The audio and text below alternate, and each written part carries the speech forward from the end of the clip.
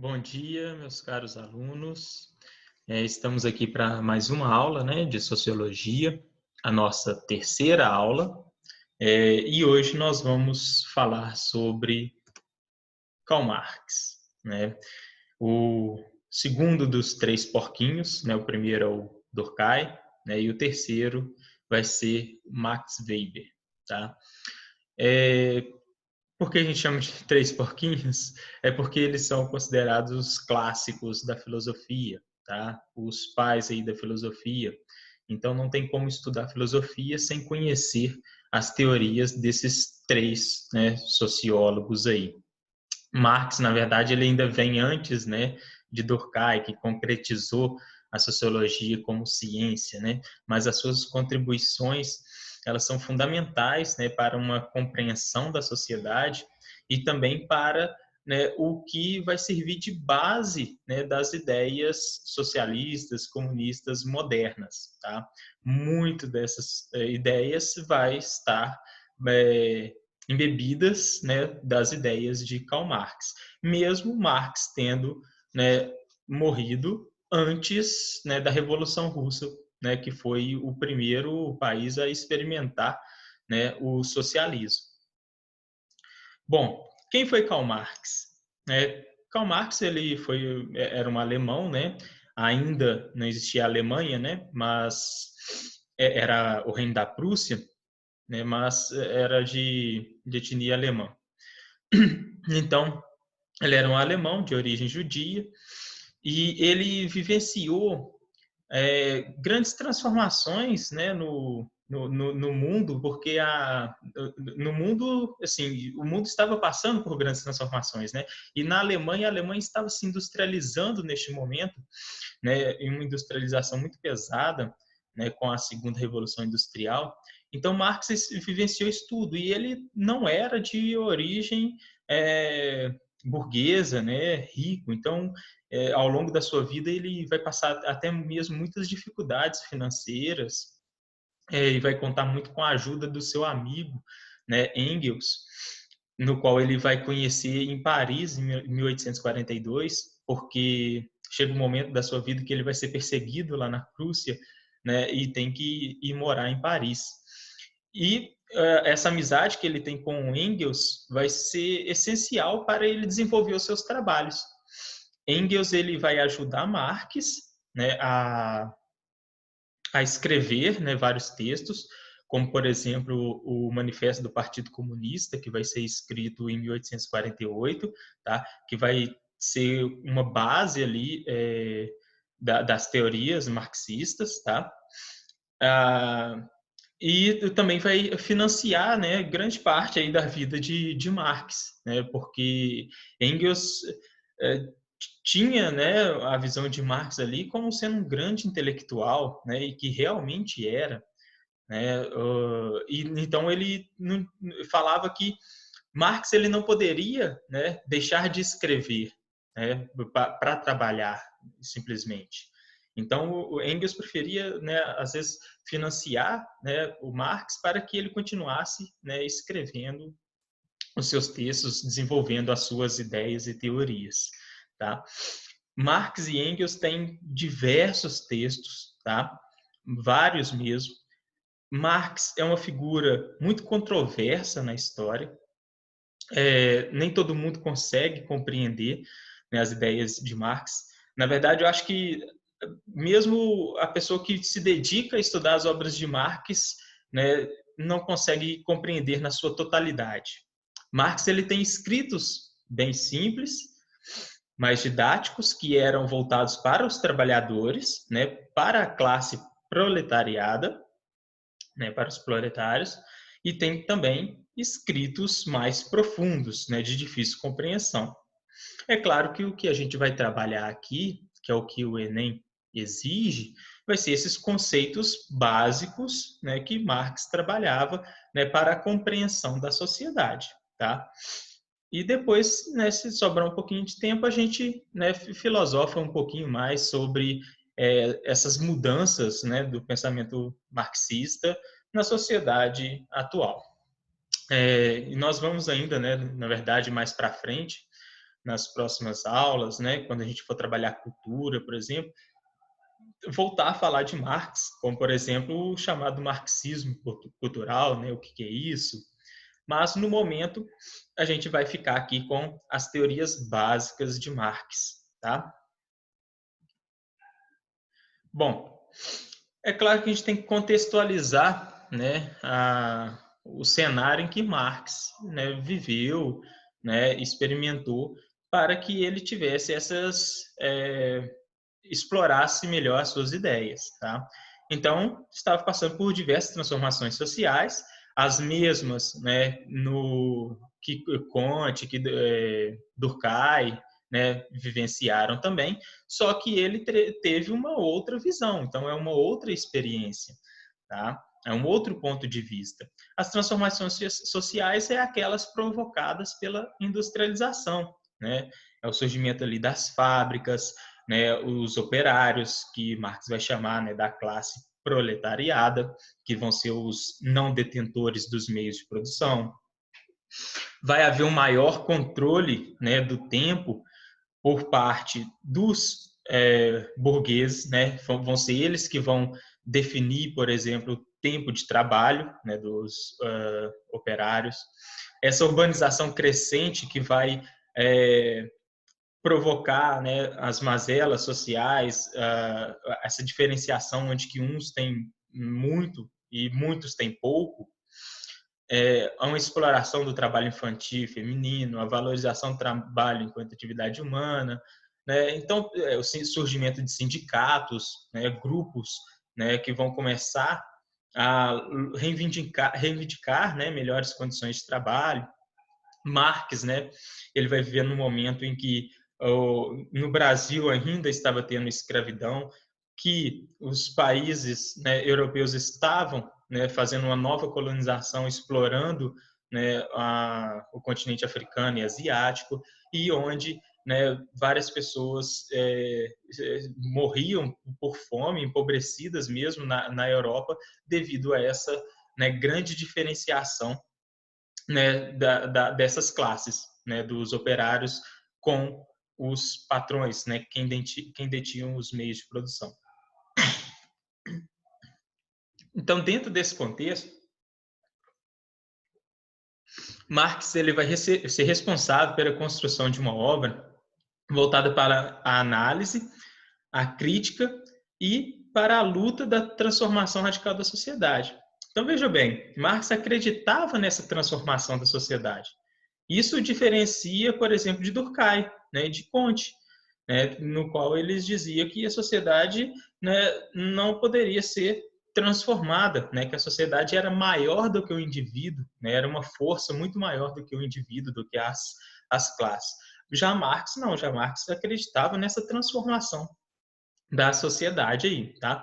E a sua obra ela é muito mais voltada para a crítica, né, a análise e a crítica do capitalismo, do que falar de socialismo e comunismo. É claro que ele fala desses termos em suas obras, tá? Mas é muito mais a crítica ao capital do que, né, falar de como deveria ser o socialismo, né, e como o socialismo é bom, o comunismo é bom, não sei o quê, de vão doar tudo para os pobres, né, vai ficar todo mundo igual. Não é isso que Marx fala, tá? É mais a crítica à desigualdade provocada pelo sistema capitalista.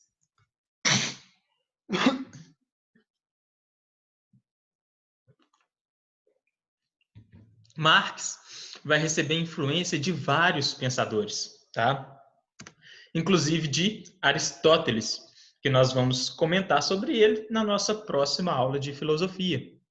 Aristóteles ele vai dizer que a sociedade é conduzida pelos homens, tá? Então Marx ele vê esse papel transformador aí dos homens, né? Que os homens eles têm capacidade, né, de transformar a sociedade em que eles estão inseridos, mas não individualmente, e sim dentro da classe social em que eles estão inseridos, tá? O Aristóteles ele vai dizer que também tem uma contribuição para Marx no seguinte sentido: Aristóteles ele vai dizer que o homem, quando ele não tem a oferecer mais do que a sua força de trabalho, né, ele tende, né, a ser escravizado por resto da sua vida. Né? Então, um escravo é aquele que simplesmente contribui com a sua força de trabalho. Tá? E com isso, né, Marx, né, também vai dizer que o trabalhador moderno ele é um escravo do seu trabalho, tá? Porque ele foi retirado, né, dos meios de produção. O proletário ele não tem nada mais além da sua força de trabalho. Ele vende a sua força de trabalho e por isso ele se torna escravo, né, do burguês, né, do proletariado. Ele precisa daquele trabalho ali. Então fica um círculo vicioso. Por isso que a burguesia, né, os burgueses, eles vão tentar retirar o máximo, né, o acesso do proletariado aos meios de produção, tá? Para que esses homens se tornem escravos aí do, do seu próprio trabalho.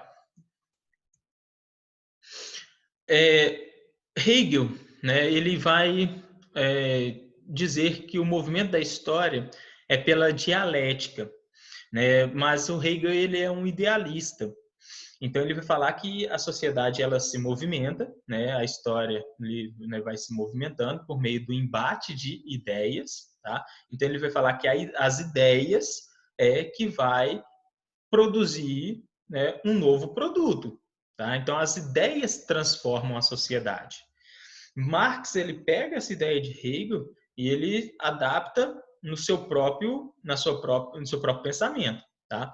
O que é essa dialética idealista de Hegel aí, tá? É a questão da tese, né? Para Hegel ele vai ter uma tese, uma antítese e o choque, né? Dessas duas, a tese é uma afirmação, né? É algo válido. A antítese é a negação da tese, né? E do confronto dessas duas vai ter uma, né, tese, né? Vai ter uma síntese, desculpa, uma síntese, que vai se transformar numa nova tese até aparecer uma nova antítese. Então, o movimento da história seria dessa forma. Para ficar um pouquinho mais claro, um exemplo. Nós temos uma tese, tá? Essa tese é a escravidão no Brasil. Nós vamos ter uma antítese dessa tese, que é o movimento abolicionista. Então, da escravidão, que é a tese, da negação dessa tese, que é o movimento abolicionista, nós vamos ter o choque de ideias aqui, né? O confronto, e nós vamos ter uma síntese. Essa síntese é o quê? É a abolição da escravidão em 13 de maio de 1888, né? Então, para Hegel, né, são essas ideias que vão movimentar a história. Já falo o de Marx. E também, né, teve influências aí de Saint-Simon, Fourier e Owen, né, e outros, tá? Esses daqui são alguns. E esses pensadores eles já vão criticar o capitalismo antes mesmo de Marx, tá?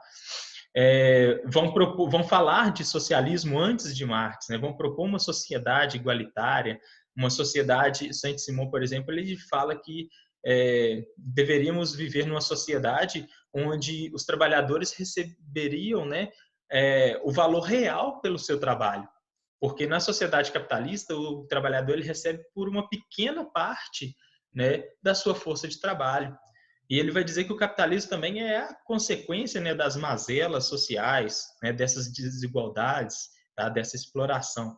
Então, esses pensadores aqui, eles já criticavam o capitalismo, né, propunham outras alternativas de sociedade ao capitalismo bem antes de Marx. Tá? Socialismo não é uma ideia, né, nova assim para aquela sociedade naquele momento. Tá? Só que Marx ele vai, né, aprofundar, né, nesses temas aí, né, vai se diferenciar aí alguns pontos. Bom, é aqui que nós vamos diferenciar o pensamento hegeliano, né, do marxista, porque o Hegel ele, né, tem aquela visão idealista de que as ideias é que vão movimentar, né, a história, o embate de ideias ali. Marx já vai dizer que é as questões materiais, as condições materiais, né, que vão provocar, né, essas mudanças na sociedade. Então, nós precisamos analisar os modos de produção, as relações de trabalho em cada sociedade para a gente compreender essa sociedade como um todo.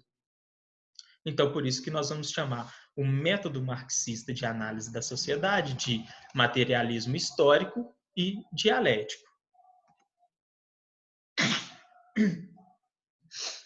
O materialismo, né, ele vai se fundamentar, então, na prática social, né, o que Marx vai chamar de praxis, né, é na ação social, é no trabalho, tá? Então, é nas questões de sobrevivência, né, na materiais da sociedade. Primeiro a gente deve se preocupar, né, com o que comer, quem vai fazer determinadas atividades, para que depois, né, a gente pense em cultura, em política, né, em religião. Tá? Então o materialismo ele vai se fundamentar nessa prática social, no trabalho, né, é o trabalho, né, que vai movimentar, né, a sociedade ali, essas relações materiais promovidas pelo trabalho. Então, olha, a sociedade se constitui a partir de condições materiais de produção e da divisão social do trabalho. Né? Então, exemplo, quem planta o alimento, quem constrói as casas, quem confecciona as roupas. A gente só consegue pensar, né, eu já acabei de falar aqui, em questões políticas, culturais, né, ideológicas, religiosas, na arte, né, depois que a gente tem isso como base. Né? Se eu estou preocupado com o que eu vou comer, né, com quem que vai, onde que eu vou conseguir um alimento, né, onde que eu vou morar, que roupa que eu vou vestir, né? Se eu estou preocupado com essas questões, eu não vou conseguir pensar, filosofar, né? Eu não vou conseguir quem políticas, essas questões que estão acima, isso vai ser influenciado pela base. Então, isso é a base da sociedade. A sociedade ela vai se constituir primeiro nessas questões, nessas condições materiais. Né? Então, depois que a gente, né, não precisa mais se preocupar com isso, é que a gente tem preocupações, né, supraestruturais, né? Como o Marx vai dividir a sociedade, né? Em infraestrutura, que é essas condições, né, materiais, né, as condições socioeconômicas, e a superestrutura, né, que vai ser essa parte da cultura, da política, da religião, da arte, né, dos costumes, tá? Então, tudo que modifica na infraestrutura, modifica também na superestrutura. Então, essas relações materiais que os homens estabelecem, né, é a produção dos próprios meios de vida. Vai formar a base, né, de todas as suas relações. É essa transformação da natureza, né, de como o homem ele vai, né, sobreviver, construir ferramentas, né, plantar, como vai trabalhar a terra. Né? Então, essas condições, né, materiais é que vai, né, ser a base de tudo. Tá? Por isso que chama materialismo, né, histórico, é a questão, né, materialista, né, da sociedade. Então, assim, o estudo do modo de produção é fundamental para compreender como se organiza e funciona uma sociedade. Então, é a partir da base, né, dos modos de produção, cada sociedade vai ter, né, o seu modo de produção, né, específico. Tá? Na sociedade capitalista é um modo, na sociedade socialista é outro modo. Né? Nos primitivos, né, lá na pré-história, tinha um outro modo, né, de produção. Então, cada um desses modos de produção vai definir, né, como a sociedade vai se organizar. Tá? Então, aqui, Marx ele também vai tentar compreender, por base, né, nesse método que ele está desenvolvendo, está, né, trabalhando, compreender a sociedade como uma totalidade, e não a sociedade dividida, tá, em pequenas partes, mas vai tentar compreender a sociedade em sua totalidade. Bom, então, o que é modo de produção? Né? Já que o modo de produção é o que vai definir como a sociedade se organiza, né? O que é um modo de produção? é a maneira pela qual a sociedade produz seus bens e serviços, como os utiliza e como os distribui. Olha, o modo de produção de uma comunidade indígena é diferente, né, de uma comunidade de uma sociedade capitalista. As preocupações são outras, o modo com que eles vão utilizar os seus recursos são outros, tá? Eles não estão preocupados com a questão salarial, de exploração, de gerar lucro, tá? Eles estão preocupados com a sua sobrevivência ali. Então, cada sociedade tem uma forma de produzir, constituída por forças produtivas. Então, quando a gente estiver falando de forças produtivas, nós estamos falando de clima, solo, métodos de trabalho e tecnologia. Então, cada sociedade tem suas forças produtivas, né, específicas, que vai variar, né, de lugar para lugar. E relações de produção, que se refere às relações sociais estabelecidas entre os homens no processo de produção material, independentemente de sua consciência ou não. Tá? Então, nas relações de trabalho, por exemplo, num grupo nômade, né, como eu acabei de citar aqui, por exemplo, numa tribo indígena, as relações de trabalho que todo mundo faça, contribui de alguma forma para o sustento daquela sociedade. Na sociedade capitalista, né, as relações de trabalho vai se dar por meio de um contrato, né, assalariado. O salário vai ser o contrato entre o patrão e o empregado, né, entre a venda da força de trabalho, né, e a garantia de receber por aquela venda. Né? Então, o trabalho assalariado vai ser a relação, né, social estabelecida numa sociedade capitalista. Então, a soma das forças produtivas com as relações de produção é o que vai definir o que vai ser modo de produção. Bom, a sociedade, né, ela vai passar a ser entendida como resultado de embates entre classes sociais antagônicas. Para Marx, sempre existiu ao longo da história o embate, né, de classes sociais antagônicas, classes sociais em confronto, em choque, tá? Nem sempre, né, vamos falar de choque violento, mas elas sempre vão estar disputando. Sempre vai ter um dominador e um dominado. Tá? E é esse confronto, aqui entra a parte dialética, né, para Marx, é o confronto dessas classes sociais, tá? É que vai gerar um novo resultado, né, uma nova classe. A burguesia, né, que na sociedade capitalista é a classe dominante, ela já foi dominada, né, durante a Idade Média. Ela consegue se ascender ali com a Revolução Francesa, né, quando ela toma o poder, né, acaba com o antigo regime. Marx ele também vai ampliar o conceito de sujeito histórico, né? Por isso que Marx ele é estudado em praticamente todas as áreas das ciências humanas, né? Na economia estudamos Marx, na sociologia estudamos Marx, na história estudamos Marx, na filosofia estudamos Marx. Como que ele amplia esse conceito de sujeito histórico, né? Que dizendo que toda a humanidade, né, todos os homens, seria responsável por realizar sua própria história. Só que tem um ponto aqui, né? Marx ele vai dizer que todo, né, sujeito, né, todo homem é responsável por realizar sua própria história, né? Então aí tem uma frase que é a seguinte: os homens fazem a sua própria história, mas não a fazem como querem, tá? Por quê? Isso vai depender das questões materiais na sociedade em que ele está inserido, tá? Por exemplo, um homem nômade lá na pré-história, né? Ele não poderia reivindicar uma casa para si, não porque ele não soubesse fazer uma casa, não quisesse ter uma casa fixa ali, mas é porque as condições materiais em que ele vivia, né, naquele grupo ali, não permitia isso. Se ele construísse uma casa ali, ia acabar o alimento próximo a ele e ele iria ter que abandonar aquela casa se ele não quisesse morrer de fome. Tá? Então, por isso que os nômades não construíam casas. Eles só vão passar a construir a partir do domínio da agricultura, que aí vem uma nova condição, né, um novo modo de produção.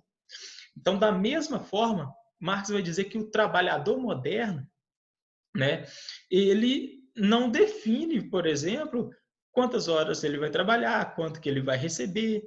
tá? Então ele muda a sua história, mas ele não vai mudar como quer. Isso vai ser definido pelo modo de produção, tá? E essa questão aqui de ampliação do sujeito histórico é aquilo que Aristóteles se propõe, né? Que a humanidade ela é transformada, né, pelo homem. Porque tanto o positivismo ali, né,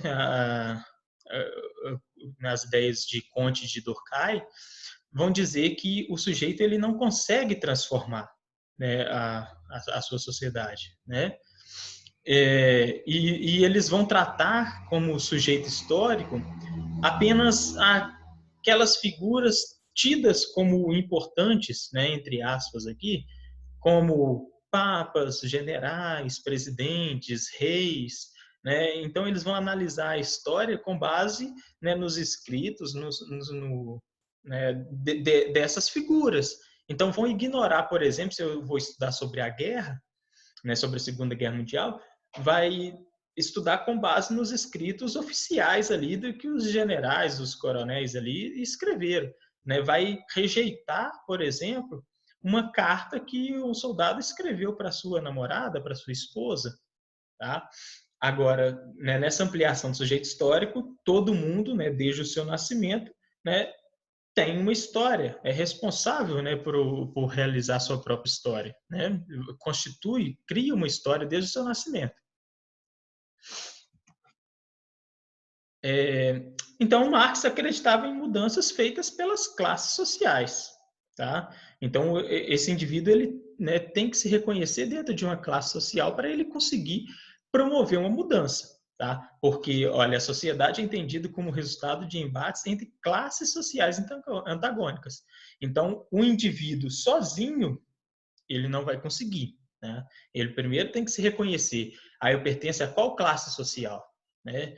Eu sou a classe, né, da classe burguesa ou da classe proletária? A partir do momento que eu me reconheço dentro de uma dessas duas classes, aí eu consigo começar a transformar o meu entorno. Então, a base dessas mudanças seria a luta de classe. O que Marx vai dizer que acontecia ao longo de toda, né, a história, a luta de classes. A luta de classes é o motor da história, né? Marx vai dizer isso. A luta de classes é o motor da história. É esse embate, né, de classes sociais antagônicas, né? Homens livres e escravos, barões e servos, patrícios e plebeus, burgueses e proletários. Então sempre vai ter, né, esse embate aí de luta de classes aí, tá? E esse embate é que vai provocar as mudanças. Então esse conceito de luta de classes é o que vai, né, provocar as mudanças nas sociedades, tá? Uma nova sociedade resultado do embate dessas classes sociais antagônicas, tá? Isso daqui é bem importante, tá? Porque isso daqui é a base do materialismo histórico aqui, né, dialético de Marx, tá?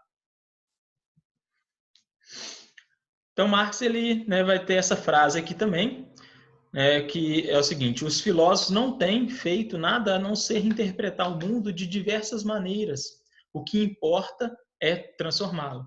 Então ele, né, vai colocar, né, vai dizer que está na hora de colocar em prática, né, para essas ideias. Né, é a praxis, juntar a teoria com a prática social, né, com a ação.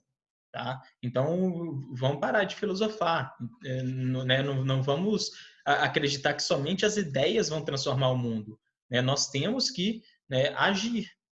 Lenin, né, que foi revolucionário ali, né, na Revolução Russa, né, foi o líder ali, ele vai dizer que só existe, né, prática revolucionária com teoria revolucionária. Então, precisa ter essa ação aí de ideias, né, e colocar em prática. Então, né, nós precisamos transformar. Não adianta a gente ficar, né, somente filosofando, somente, né, idealizando as coisas. Bom, aí aqui nós temos uma estrutura, né, dos modos de produção que Marx né, tinha definido aí em seus trabalhos. Para Marx, né, primeiramente de tudo, lá na pré-história, né, nós tínhamos o comunismo primitivo, ou, né, modo de produção primitivo. Tá? Nesse modo de produção primitivo, né, os grupos eram nômades e todo mundo era igual, tratado como igual. Né? Nós tínhamos até a divisão social ali do trabalho, né, sexual do trabalho, as mulheres faziam as atividades, os homens faziam outras, né, mas todos eles tinham que contribuir de alguma forma para a sociedade. Tá? Então, por isso que eu coloquei aqui como um comunismo primitivo, tá? Porque no comunismo não há classe social, né? Todo mundo é igual, tá? Por isso que a ideia de Marx, né, essas mudanças aqui da luta de classe, para Marx ele, né, quer chegar ao fim dessa luta de classe, né? Ele quer que chegue um momento em que não há mais classes sociais, em que todo mundo seja igual, né? O comunismo é isso, né? E ele acaba sendo utópico esse comunismo, tá? Por isso que em nenhuma sociedade do mundo, né, nós tivemos implantado o comunismo. Então, do comunismo primitivo, né, a partir do momento em que as pessoas começaram a descobrir a técnica, né, da agricultura e se organizar enquanto Estado, surgiu um modo de produção asiático. Apesar de, né, ter esse nome aqui, modo de produção asiático, ele foi muito utilizado também aqui na América, né, pelas sociedades indígenas, né, os incas, os astecas, os maias, tá? E em outras partes também, né, do mundo, ali na Mesopotâmia, no Egito, onde o Estado, né, ele controlava ali a produção, né, onde que as pessoas tinham que além de trabalhar nas suas terras, né, pagar os impostos ali e também trabalhar para o Estado, né, na construção de obras, de canais de irrigação, né, de pirâmides, enfim, né, ele tinha que também, ele estava meio que submetido ao Estado. Ele era dono o Estado era dono daquela terra, né, o trabalhador ele produzia naquela terra, daquela produção ele tinha que pagar os impostos, né, e também tinha que prestar serviços para o Estado quando solicitado. Tá? Nós vamos ter, né, o modo de produção, né, escravista, tá? O escravismo, onde que o escravo ele é uma propriedade, tá? Então é os homens livres com os escravos, é esse embate, né, de classes sociais. No feudalismo nós vamos ter aí os nobres com os servos, tá? E depois os nobres com a burguesia, né, porque ao longo ali da Baixa Idade Média, né, com o renascimento comercial ali urbano, vai surgir a classe, né, burguesa, e a partir do momento que essa classe burguesa surge, né, ela vem conquistando cada vez mais, né, espaço. E chega um momento, né, como eu disse para vocês, que esse embate entre nobres e burgueses ele chega ao fim e a burguesia assume, né, o comando. Quando a burguesia assume o comando, ela vai criar leis específicas, né, para proteger os seus interesses. Por isso que Marx vai dizer também que o Estado, né, o Estado está ali para oferecer, né, garantias e proteção à classe dominante. Né? Então, por mais que a gente tenha uma aparência de justiça, de legalidade, né, na sociedade, as leis elas favorecem muito mais a classe dominante do que as classes menos favorecidas, né? E vide na prática da gente ler os jornais diários.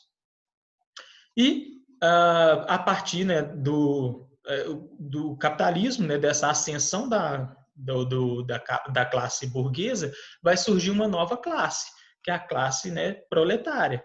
Então, o burguês só existe por conta do proletário. Tá? Se não existisse proletário, né, não existiria a burguesia também. E a partir da luta de classes entre a burguesia, né, os capitalistas e o proletariado, né, nós chegaríamos no socialismo. Mas como que a o proletariado conseguiria, né, assumir esse poder? Aí Marx diz que seria por uma tomada de consciência, né, quando o proletariado se reconhecesse como sendo explorado, né, se reconhecesse ali como sendo importante, né, nessas relações de produção aí, e por meio de uma revolução, né, tomasse o poder, né, retirasse do poder esses capitalistas. Foi o que aconteceu na Revolução, né, russa, tá? Aí eles implantariam o socialismo. O socialismo ele é uma ditadura do proletariado, tá? Por meio dessa ditadura eles assumiriam o controle do Estado e onde que só existiria a classe dos proletariados ali, tá? Dos operários. E a partir disso o Estado distribuiria igualmente, né, os recursos produzidos ali para todas as pessoas, tá? E a partir do momento em que todas as pessoas tivessem esses recursos igualmente distribuídos, não precisaria mais da função do Estado, né? Então o Estado ele, né, deixaria de existir e se transformaria então no comunismo, tá? Que é uma sociedade igualitária, né? Onde todos são iguais, sem classe social, tá? E sem Estado também, tá? Sem essa necessidade do Estado. Por isso que não existe nenhum país no mundo onde o comunismo ele foi implantado, né? Ele está funcionando, porque na teoria isso é muito bonito, né? O comunismo ele é utópico, né? É uma sociedade perfeita. Imagina, né, todos vivendo, né, igualmente, não falo igualmente como se fosse uma sociedade de robôs, mas igualmente sem passar necessidade, né, tendo as suas necessidades atendidas, né, vivendo plenamente. Isso daqui é o paraíso, né? E a gente sabe que nenhum país, né, é o paraíso e tem seus problemas. O máximo que nós temos é países que implantaram o socialismo, né? Mas por conta aí de má gestão, de relações, de conflitos geopolíticos, de embargos, de falta de gerenciamento, enfim, nós temos países socialistas aí bem precários, tá? E sempre uma ditadura, tá? Não tem como esse socialismo aqui dar certo nesse sentido. Mas não é que o socialismo, né, ele vai pregar essas. Como que eu posso explicar aqui para vocês? O socialismo, ele não prega. Ele não prega, né? A, me fugiu aqui a palavra agora aqui para vocês, tá? Mas, enfim, né, o socialismo ele não vai dar certo porque, né, sempre vai haver essa necessidade do Estado permanecer no poder e distribuir essa renda, né? Então, por mais que todas as pessoas ali estejam igualmente, né, vivendo igualmente como classe, né, o Estado ele nunca vai se retirar, né, vai deixar de existir, tá, para se transformar num comunismo, tá? Os países que se intitulam comunistas, eu lembrei aqui o que eu queria dizer para vocês, os países que se intitulam comunistas é somente na ideia, tá? É que eles têm pretensões, né, de transformar essa sociedade num comunismo, tá? Mas na prática nenhum até hoje, né, chegou a ser comunista, tá? Porque na teoria, né, o comunismo ele é muito bonito, tá? Mas na prática não funciona. Bom, Marx ele vai, né, estruturar a sua sociedade em duas partes, que eu já até comentei um pouco aqui com vocês. A infraestrutura, né, que é a base material, né, como o homem produz e se organiza ali, né, o modo de produção que vai ser a infraestrutura dessa sociedade, e a partir dela é que nós vamos compreender a superestrutura. Então, a infraestrutura e a superestrutura são duas faces de uma mesma moeda, tá? O que a gente modifica aqui afeta, né, na superestrutura. Marx vai dizer que a superestrutura ela está ali para atender os interesses da classe dominante, é a ideologia da classe dominante, tá? Então, na infraestrutura, nós temos um modo de produção, que eu comentei com vocês, que é a soma das forças produtivas e das relações sociais de produção, tá? Então, aqui nós temos os meios de produção, capital financeiro, força de trabalho, né, terra, fábrica e tecnologia, e nas relações sociais de produção, divisão social do trabalho, as classes sociais, as relações sociais, políticas e econômicas, tá? Então, aqui na base é as condições socioeconômicas de cada sociedade. Na superestrutura, nós temos aqui, então, a construção ideológica da sociedade com base, né, na classe dominante, né, dessas classes sociais aqui, uma é dominante e outra é dominadora. Né? A superestrutura vai defender, né, a classe dominante. O Estado está ali, foi criado, né, para defender a classe dominante. Assim como, né, no socialismo o Estado vai estar para defender, né, o proletariado, né, para que não houvesse mais a propriedade privada ali, né, que eles não fossem explorados ali pelo seu trabalho. No capitalismo, o Estado também está para defender os interesses dessa classe dominante, né, dos capitalistas, dos burgueses. Então, dentro da superestrutura, nós vamos ter os fenômenos ideológicos, intelectuais, políticos, religiosos, artísticos, culturais. Tá? Aqui nos religiosos, aqui, Marx ele era bem crítico com relação à religião, porque ele vai dizer que a religião ela impede, né, ela mascara as transformações que os homens podem seguir. Né? Para Marx, os homens eles são transformadores da sua própria realidade ali. Né? E a religião ela vai impedir isso. Né? Por exemplo, na Idade Média, nós tínhamos a igreja, né, legitimando a exploração dos nobres com relação aos servos, né, dizendo que aquela condição ali era uma condição, né, divina, era para pagar algum pecado, era porque Deus quis que fosse dessa forma, né? Então, Marx ele era bem crítico com relação à religião também. E as questões culturais também vai ser, né, baseada na classe, nos gostos, né, da classe dominante. Tá? Então, Marx ele vai dizer que não é a consciência que determina a vida, mas sim a vida que determina a consciência. Ou seja, a base aqui, né, da vida é que vai determinar a consciência, tá? E não o contrário, como o Hegel, né, defendia. Então, alguns conceitos aí fundamentais do capitalismo, né, da crítica ao capitalismo que Marx, né, cria. Ele vai dividir, né, as classes sociais dentro, né, da sociedade capitalista em duas. Tá? Os capitalistas ou burgueses, tá? Que vão ser os detentores dos meios de produção sobre a forma legal da propriedade privada. Tá? Então, os capitalistas, né, eles vão, né, tentar proteger de tudo quanto é forma essa propriedade privada aqui. É por isso que nas legislações dos países capitalistas diz que a propriedade privada é inviolável. E aqui, né, não estou dizendo com... Marx não quis dizer com relação à sua casa, ao seu veículo, ao seu celular, nada disso não.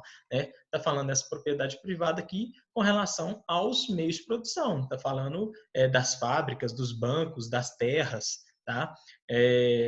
O capitalista é isso. Ele vai ter esses meios de produção como propriedade privada sua. E quanto mais ele afasta os trabalhadores desses meios de produção, mais fácil, né, de explorar essa classe. Então, esses capitalistas, por serem detentores desses meios de produção, eles vão apropriar-se do produto do trabalho de seus trabalhadores em troca do salário, do qual eles dependem para sobreviver. Tá? Então, só resta aos trabalhadores a sua força de trabalho. Então, para sobreviver, eles têm que vender essa força aí em troca, né, de um salário. Tá?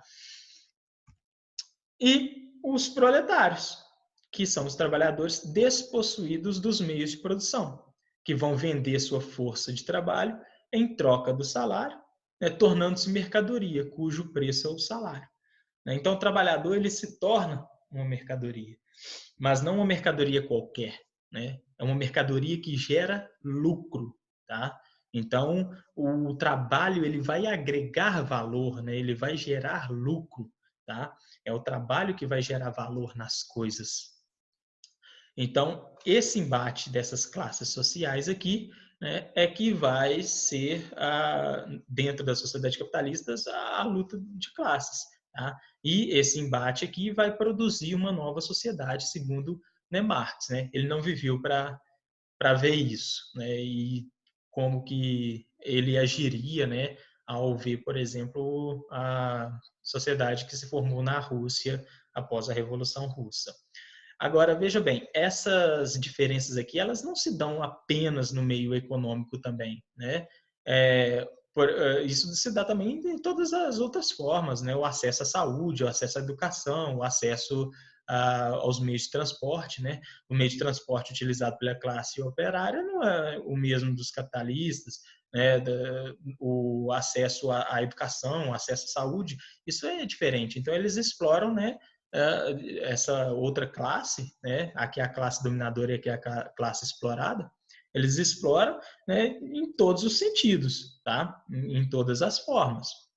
Então, Marx ele né, defendia que a sociedade ela fosse igualitária no sentido de que todos tivessem as mesmas condições, as mesmas oportunidades, né, de acesso aos bens, tá?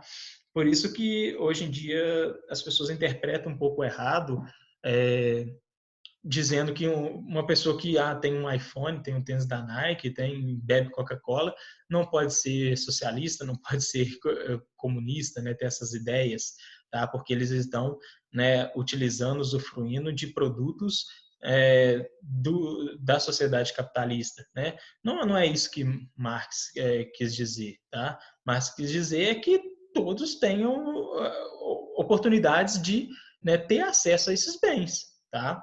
Mas que com essa exploração apenas uns têm, né? Isso que vai diferenciar, né, essa classe da outra, tá? Dos capitalistas proletariados, que só essa classe capitalista que tem acesso e ela acaba criando, né, propagandas, condições, né, impondo a sua ideologia, né, para fazer com que esses proletários aqui, né, eles desejem também esses bens, né, desejem ter esses bens aí.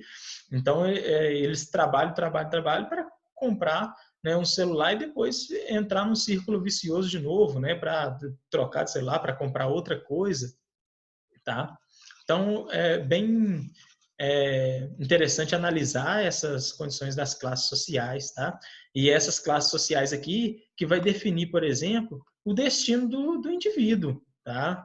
Porque as chances de um indivíduo que nasceu numa classe social, né, na classe capitalista, na classe burguesa ali, seguir o trabalho, né, dos seus pais ali, é muito maior, né, do que um filho de um operário, né, conseguir, né, a ascender aqui, né, socialmente, né, e de se tornar um grande empresário, tá? Não estou falando que é impossível, mas exige muito mais esforço, tá? E isso pensando na nossa sociedade ainda, né? Porque tempos atrás, aí sim era praticamente impossível. Na sociedade em que Marx, né, viveu, onde que não tinha nem legislação trabalhista para garantir, né, a situação dos trabalhadores, isso sim era praticamente impossível. Um filho de um operário se tornar, né, patrão, dono do seu próprio negócio algum dia na sua vida, tá?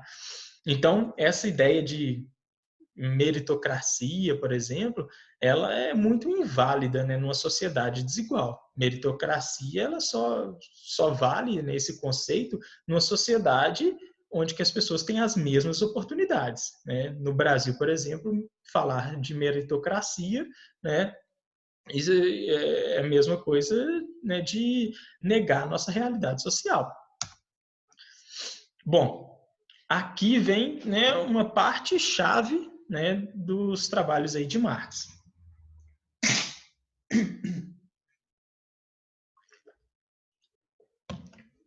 Alguns conceitos aí, então. Para Marx, salário, né, é a parte do valor da força de trabalho. tá? Uma pequena parte, tá? Vou ir passando por outro slide aqui para a gente ver nos exemplos. Esse desenho está aqui na apostila de vocês. Então, um exemplo.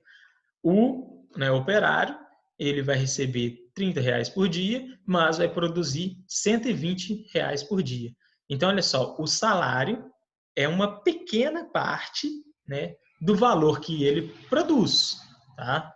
Olha lá, a parte do valor da força de trabalho dele. A força de trabalho dele vale R$ 120 por dia, né, mas ele só recebe 30, uma pequena parte. E o salário ele tem essa falsa ilusão de ser justo, né? A gente às vezes acredita que está recebendo, né, um salário justo pelo seu trabalho, mas se a gente for analisar a fundo, né, a gente agrega muito mais valor, a gente gera muito mais valor, né, para o patrão. Por isso que é um absurdo dizer que no Brasil vale muito mais ser empregado do que patrão. Né? Eu já cansei de ver gente falando isso. Gente, olha o absurdo. Né? Vale muito mais ser empregado, que o empregado tem muito mais direito do que patrão. Né? Então, por que todo mundo quer ser dono do seu próprio negócio? Eu quero, vou pegar um acerto de uma firma, vou montar meu próprio negócio, todo mundo quer ser dono. Isso é um absurdo de dizer que, é claro que tem seus gastos e tudo mais também, mas dizer que o empregado ele é muito melhor do que o patrão é totalmente fora da realidade, né? E sofrendo aí das ideologias desse mundo capitalista aí, né? Que tenta defender os seus interesses. Porque o patrão ele vai receber muito mais quanto ele consegue diminuir, né, no que ele gasta com o trabalhador. Então, se ele passa a gastar menos com o trabalhador, o lucro dele vai ser maior. Tá? E eu acho que essa é a defesa dessas pessoas aí que dizem que o patrão sofre muito, né, com a intenção de tentar tirar de direitos dos trabalhadores aí. Bom, o trabalho é a fonte da criação do valor. Então, veja bem, né, no produto, né, o que vai dar valor ao produto é o trabalho empregado nesse produto. Tá? Então, é ele que vai agregar o valor. Porque, por exemplo, né, nesse produto aqui, que é vendido a R$ 20, né, já está embutido a matéria-prima, né, e os meios de produção do capitalista. Então, ele não tem gasto com isso.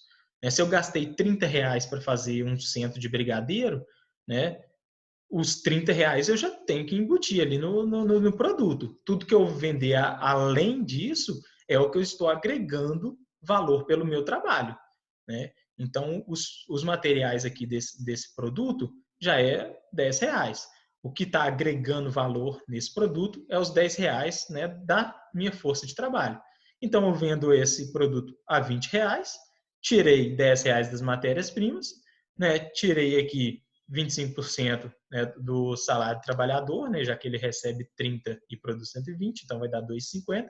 E tudo isso que sobrou aqui, né, vai ser o chamado de mais-valia. Mas a gente vai analisar mais um pouco. Então, olha só, o trabalho é a fonte da criação de valor. Tá? É ele que vai agregar valor ao produto. Olha, a diferença entre o valor da riqueza produzida e o salário é o que denominamos lucro. Só que, veja bem, o lucro é a riqueza materializada na venda da mercadoria. Né? O patrão ele só vai obter, né, esse lucro a partir do momento que ele vende a mercadoria. Se ele não vender, ele não tem lucro. Tá? Então, aqui ó, é a diferença entre a riqueza produzida, né, e o valor, né, da mercadoria aqui. Ó. O valor da riqueza produzida e o salário, desculpa, e o salário, que denominamos lucro. Aqui, desculpa. Então, ó, o valor do salário, né, e o valor da riqueza produzida. A diferença disso é lucro. Então, se ele vender toda a mercadoria, ele vai ter R$ 90 de lucro por dia. Né? por cada trabalhador. Então, olha lá, o lucro é quando a mercadoria é vendida. A mais-valia é a mesma coisa que o lucro, só que não precisa da mercadoria ser vendida, porque a força de trabalho empregada, né, pelo trabalhador já foi utilizada ali. Então, a mais-valia é a diferença entre o preço de custo da força de trabalho, o salário, e o valor da mercadoria produzida. Então, é a mesma coisa, tá? É essa diferença aqui. Só que isso daqui, independente do empregado, do empresário vender o produto ou não, a mais-valia já está embutida. Porque o trabalhador ele fez o seu trabalho, ele gastou o seu tempo, a sua força de trabalho foi empregada naquela, né, produção, naquele produto. Tá? Então, essa diferença, né, é a chamada mais-valia. É a mesma coisa que o lucro, só que o lucro você precisa, né, vender a mercadoria, né, materializar essa mercadoria. Tá? Então, espero que tenha ficado um pouquinho claro esse conceito aí de mais-valia, né, que o Marx criticava tanto, porque ele vai dizer que a mais-valia é a exploração do trabalhador, né, porque com uma hora, né, lá, com uma hora, com 3 horas, o trabalhador ele já paga o que ele recebe aqui, né, para a sua força de trabalho. Então, o restante aqui, 9 horas restante, é lucro para o trabalhador, ou para o empresário. Tá? Então, ele vai falar que essa troca não é justa, né? Essa troca do salário aí, ela nunca é justa. Aí, como que o empresário ele vai aumentar, né, o seu lucro? Tem duas formas, tá? Duas formas de mais-valia. A mais-valia absoluta, que é quando o empresário ele aumenta a jornada, né, de trabalho dos empregados. Então, né, quanto mais ele, né, estiver trabalhando, mais ele vai gerar lucro. Naquele exemplo aqui, né, 3 horas, né, já seria suficiente para pagar a sua mão de obra. Só que ele aumenta a jornada de trabalho, então o restante aqui é tudo lucro. Tá? Então, as 9 horas seguintes aqui, né, ele vai trabalhar gerando lucro para o patrão. Então, isso é a mais-valia absoluta. Ou ampliando a produtividade do trabalho pela via da mecanização, que é o que o Marx chama de mais-valia relativa. De que forma que é isso? Quando o empresário ele implementa máquinas ali, né, para aumentar o ritmo da produção. Então, se aqui, por exemplo, em 12 horas, esse trabalhador ele produz o equivalente a R$ 120, né, da sua força de trabalho aqui, mercadorias, com a mecanização, ele vai seguir um ritmo acelerado, né? Quem vai impor o ritmo vai ser as máquinas, né? E nessas mesmas 12 horas aqui, ele pode dobrar essa produção. Então, olha só, vai aumentar o lucro ainda do empresário, tá? Vai aumentar o lucro do empresário e o salário vai continuar sendo o mesmo. Né? Chega na fábrica lá onde você fazia as coisas manuais, né, que já geravam lucro, aí o empresário fala assim, olha, comprei essa máquina aqui, a gente agora vai continuar trabalhando. Mas ele não fala nada em aumentar o seu salário. Né? Ele fala assim, agora você vai utilizar essa máquina. E você está lá produzindo loucamente, né? Sempre para gerar o lucro para o empresário. Então, tem essa variação aqui, né, da mais-valia, que são artifícios utilizados pelo capitalista para agregar, aumentar o seu lucro. Né? Bom, sobre a alienação. Esse também é um papel, é um conceito bem trabalhado, né, para Marx, tá? Porque essa alienação do trabalhador, né, não se reconhecer como parte do processo produtivo, é que vai, né, provocar essa exploração, tá? É que ele vai se deixar ser explorado, tá? Então, olha só, quando o trabalhador está alheio, ou seja, fora, né, não se enxerga, né, não enxerga o seu papel, né, na produção capitalista, não está se organizando para mudar a sua realidade, está se acomodando. Por isso que essa alienação é o que provoca a exploração. Então, quando o trabalhador, a classe proletária, né, enxergar essa exploração, tomar consciência, então o contrário aqui da alienação é tomar consciência, né, é que ele vai conseguir se organizar e lutar, né, para mudar a sua realidade.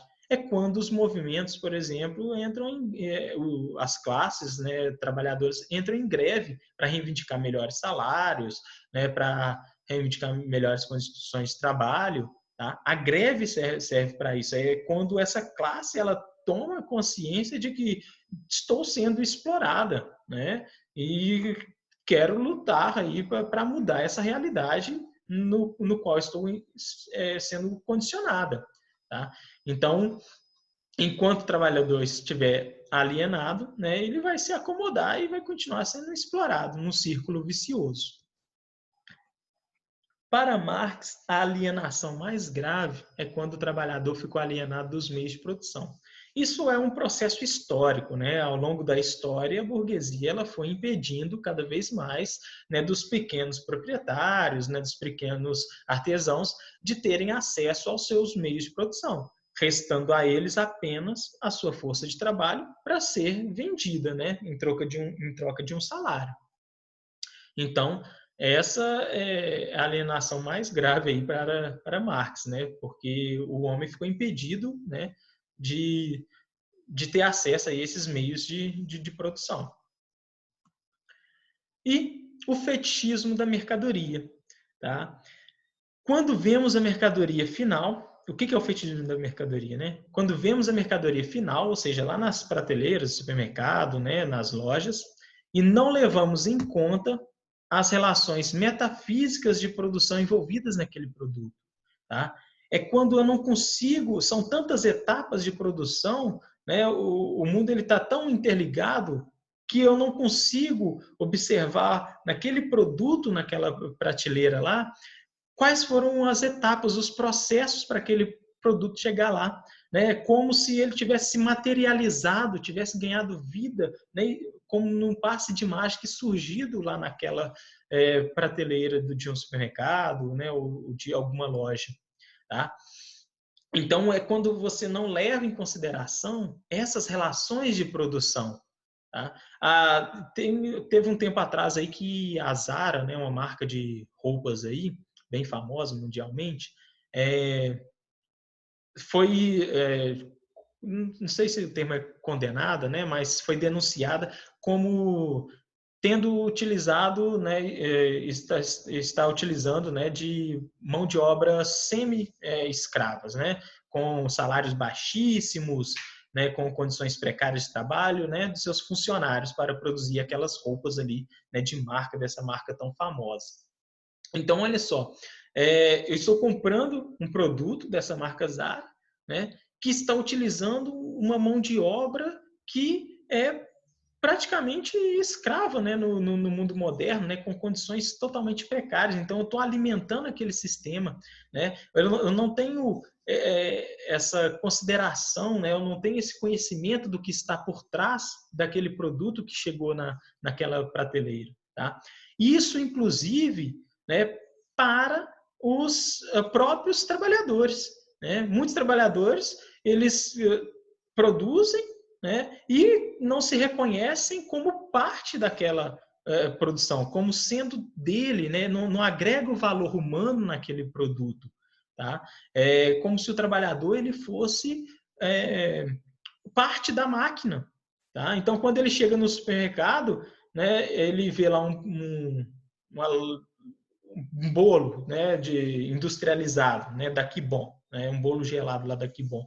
Aí ele trabalha na fábrica da Kibon. Ele ajudou a produzir aquele bolo ali, mas ele não se reconhece, ele não fala assim, esse bolo é meu, né? Eu que fiz esse bolo. Ele não se reconhece, porque aquilo ali ficou tão mecanizado, então ele está, né, alienado desse processo. Tá? Isso é diferente, por exemplo, de um processo artesanal. né? Utilizando aí o bolo de pote, por exemplo. Né? Aí tem um bolo de pote que você fez artesanalmente, né? Massou, fez a massa, assou, fez o recheio, pôs ali, pôs a sua logo, né? Bolo de pote by Ribelino, né? Pôs lá no supermercado. Então, quando eu chegar ali, eu estou agregando meu valor naquele bolo. Eu reconheço, eu falo assim, esse bolo é meu, né? Isso foi fruto de um produto meu, né? Eu me reconheço, né, nessas relações produtivas aqui.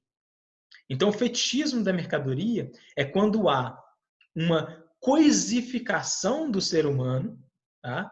E um valor agregado humano ao produto.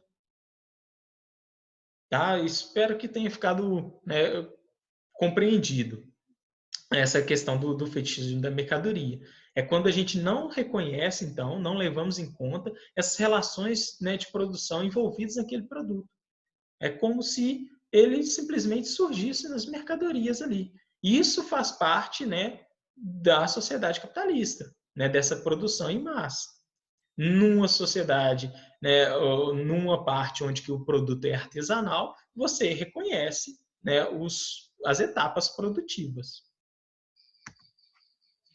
Aqui uma tirinha que é bem famosa, já caiu no Enem, questão sobre, né, essa tirinha, em várias provas, livros, enfim, é uma tirinha bem famosa. Que eles estão aqui, né, numa fábrica, né, parece que está enroscando um parafuso ali, uma porquinha, né? E o rapaz diz aqui: vou me aposentar amanhã. E sabe o que vou fazer? Andar até o fim desta linha de montagem e descobrir o que estou fazendo há 30 anos. Então, olha só, ele faz parte, né, de algo maior ali na frente, né? Às vezes essa peça aqui ela serve para encaixar em um carro, né? Então ele está ajudando a fabricar um carro, mas ele desconhece. Então ele chega lá numa linha, numa concessionária e fala assim: eu quero comprar esse carro aqui. Né? Ele ajudou a construir aquele carro, mas ele nem sabe. Né? Por quê? O processo ele ficou mecanizado, ele está alienado. Tá? Então isso daqui é a alienação provocada, né, pelo capitalismo. Tá? Essa divisão aqui do trabalho. Então essa tirinha aqui, ela está mostrando essa alienação. Tá? A alienação é que vai gerar, né, o fetichismo, né, da mercadoria, né? Porque esse desconhecimento, né, é uma forma de estar alienado, de você não conhecer todas as etapas de produção. Tá? Então a alienação gera o fetichismo. Então aqui nessa tirinha nós temos um processo de alienação do trabalhador, né, onde que você só sabe fazer a mesma coisa repetitiva, né, dentro de uma linha de montagem.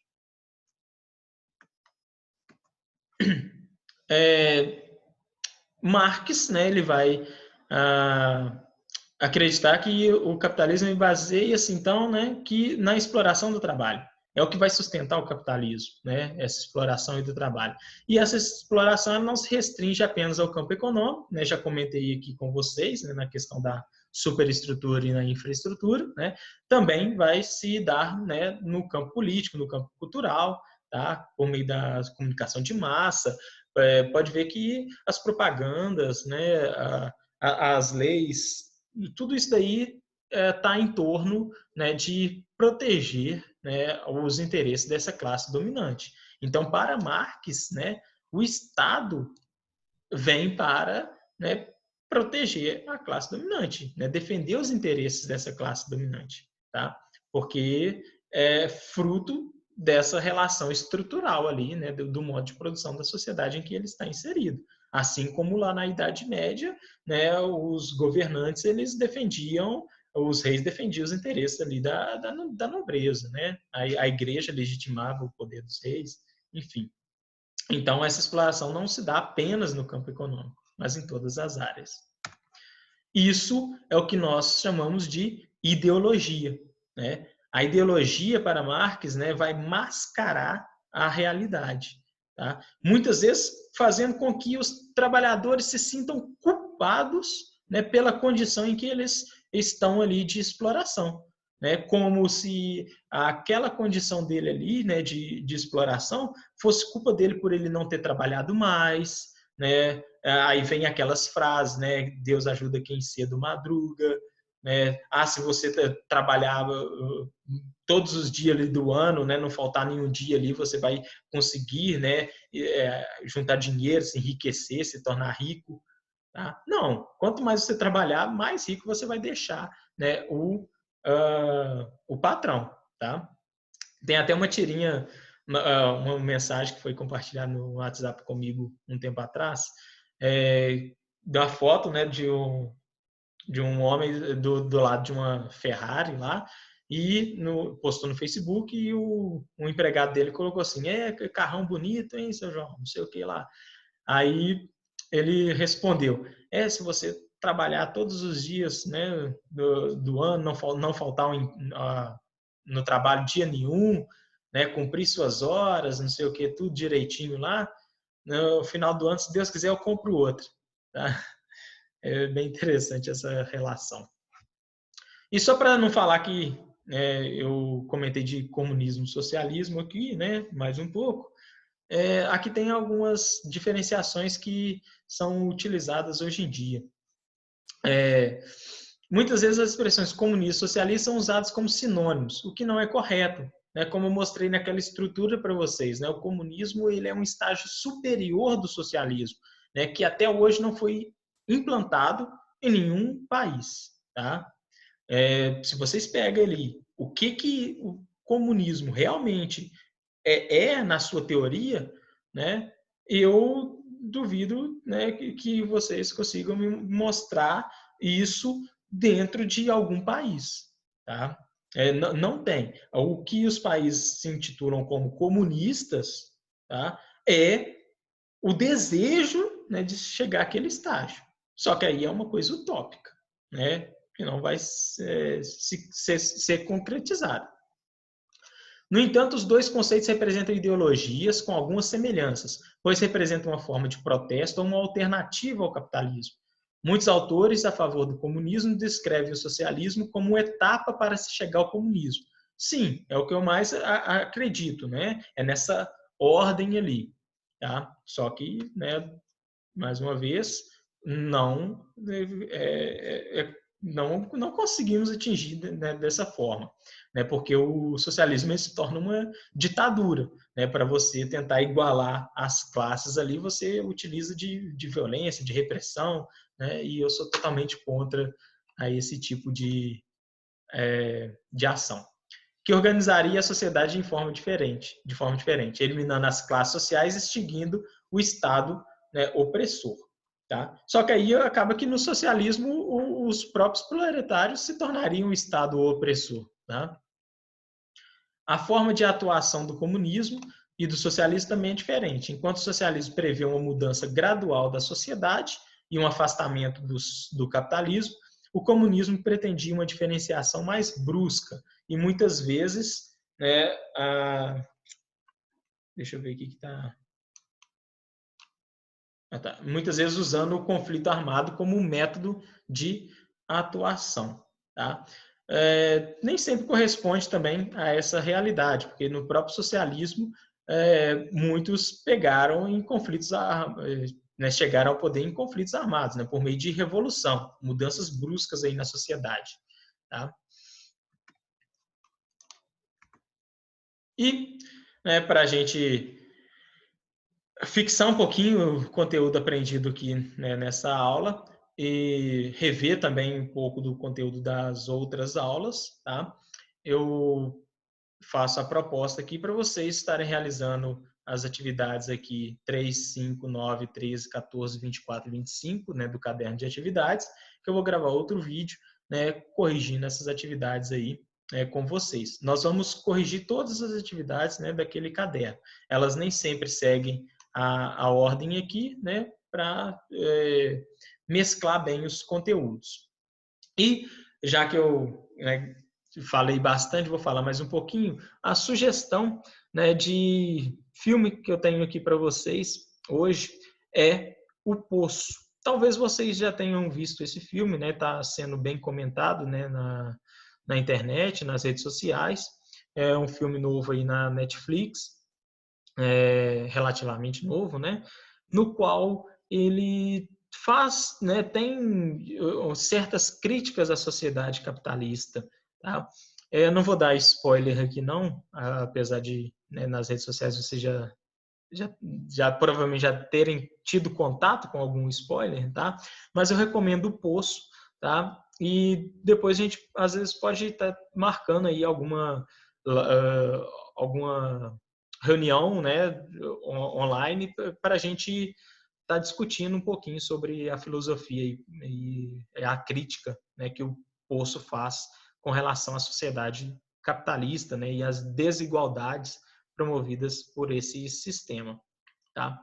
Então, muito obrigado, tá? Qualquer dúvida, vocês, né, me mandem aí pelo WhatsApp, né, nos comentários, enfim, né, eu estarei disponível para responder as dúvidas de vocês. Muito obrigado.